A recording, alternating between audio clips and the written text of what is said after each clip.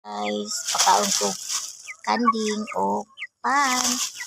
Ulit kayo o, tanawa. Yan, perting ulita. Kaon pa siya tsokolanay. Oh. Sige mo kawag tsokolanay.